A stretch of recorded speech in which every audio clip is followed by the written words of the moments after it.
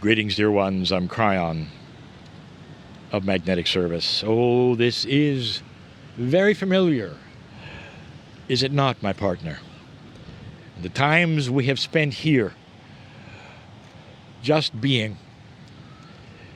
If you're just listening to this, the first message of this time,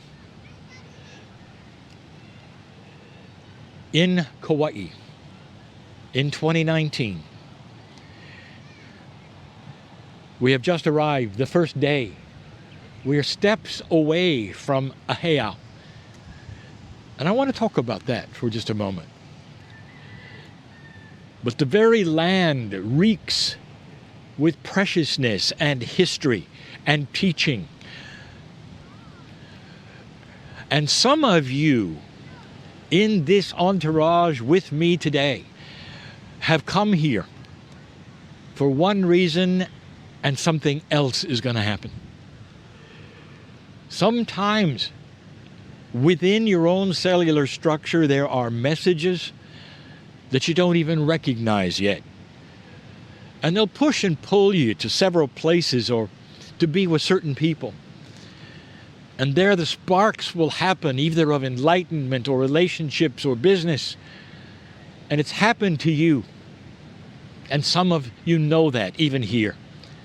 But this place, of all the places on the planet, speaks some of the loudest words to those who have been here before.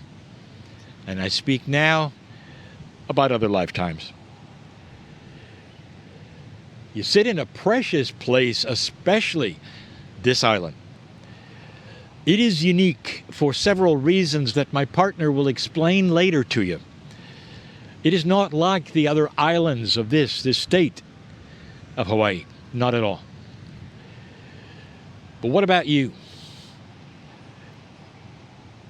A moment ago, you stood in front of the heiau.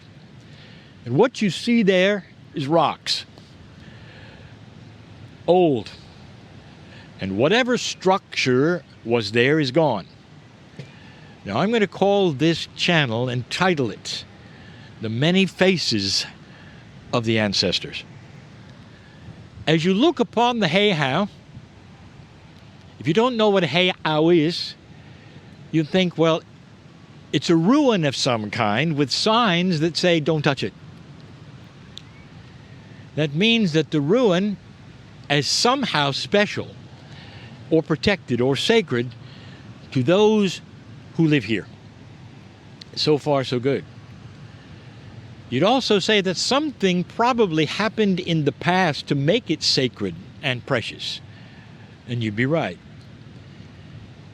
But it's ruined in that there are ruins. There is not much left. If any structures were there or walls were there, there isn't much there now, because time at the ocean takes its toll. So how old is it? Well, they'll tell you that it's the beginning of Hawaii and Hawaiians. Now, if you start to look at the history that is told to you of Hawaii, you'll know that that heiau has been here perhaps 1,000 years, maybe less, maybe more.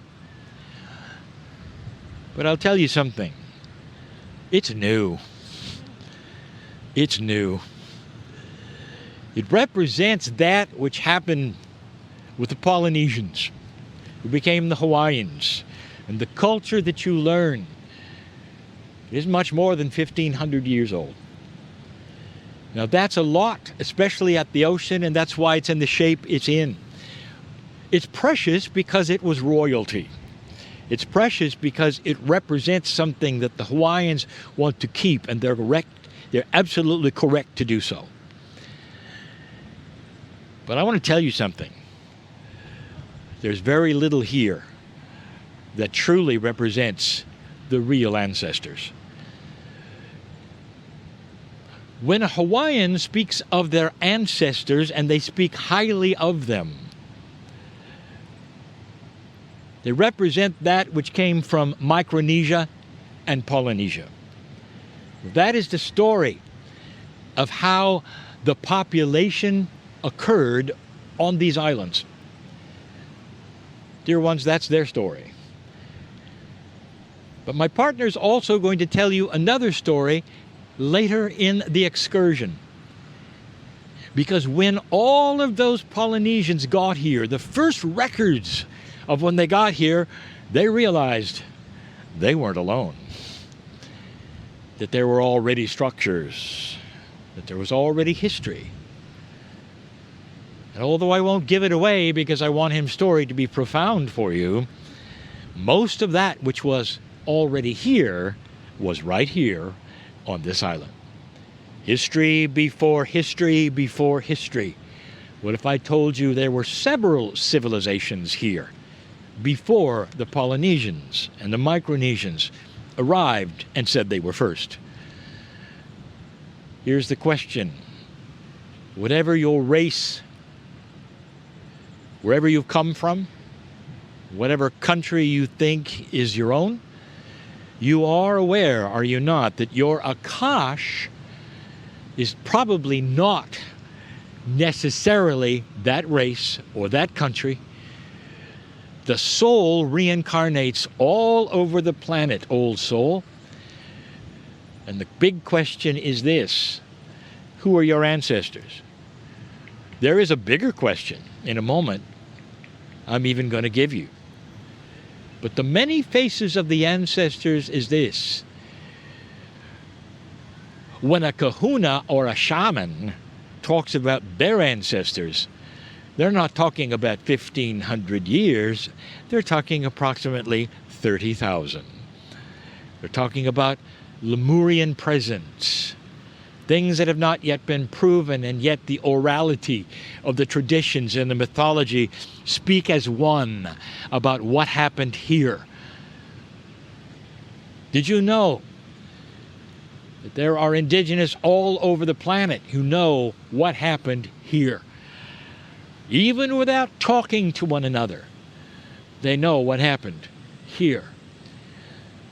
I want to ask you, is it possible that through these thousands of years, old soul, you might have been here? And the only way you're going to know that is it's going to speak to you this day, tomorrow, the next day, in ways that only you will be able to interpret. The chills you will get, the remembrance of the hot breeze or the cool breeze or the sound in the trees, or how the land tends to speak to you, how that red earth comes together with the blue skies and the ocean sounds and says, welcome home. And if that occurs to you and you start to feel it and you resound to it, you know you were here. And if that's the case, dear ones, you are an ancestor. Are you getting this part? You may be your own ancestors. When the kahuna speaks of the ancestors and the help that she receives from them and the talk she gets from them, is it possible that your soul might be included in all of her healing and all of her wishes and all that she feels? Because the family reassembles in this energy in odd ways. And here you are, sitting on the beach next to a very sacred heiau, which is new. But the kahuna's ancestors, they're the ones that came before that and before that. And the chances are very high that many of you who would be drawn to this place at this time were here. And so the invitation for the entire trip, for the entire excursion, is to validate it. Is it or is it not so that you might have been here or you might feel something? My partner tells his story that when he was a small teenager, 14 years old, that he wept when he arrived. And that is because his Akash had already recognized the land, the energy, the feeling. And he couldn't control it. And dear ones, this was so long ago before Kryon. But it touched him in ways that he only now understands. It's the same thing that we're inviting you as adults to feel. Sometimes you have to be here a number of days before you're softened up enough to feel it. And what I mean by that is all of you will carry that business that you came from, the everyday life that you came from, the thoughts that are still whirling around in your mind. You're still really not there, not quite there, but you will be within 2 days. And you'll start to see things and recognize things, and the land may actually start to sing to you, and the breeze may have a song. And they all may tell you about times that were beautiful as they are here, as they are now, and ask you to remember the peace, the joy, the learning, the profundity of you looking a little different when you were here. I tell you these things not just because you're here listening to a channeling. I tell you these things because of all of those who will ever come to be in a group on a Kryon gathering here on this island. There are always those who have no idea what they're in for. Some of them will even turn around, go home, and come back and live here. Guaranteed. Happens every time. Because they know it and they feel it, and this is what they've been waiting for. And if you don't feel it that strongly, I ask you to feel it with each other.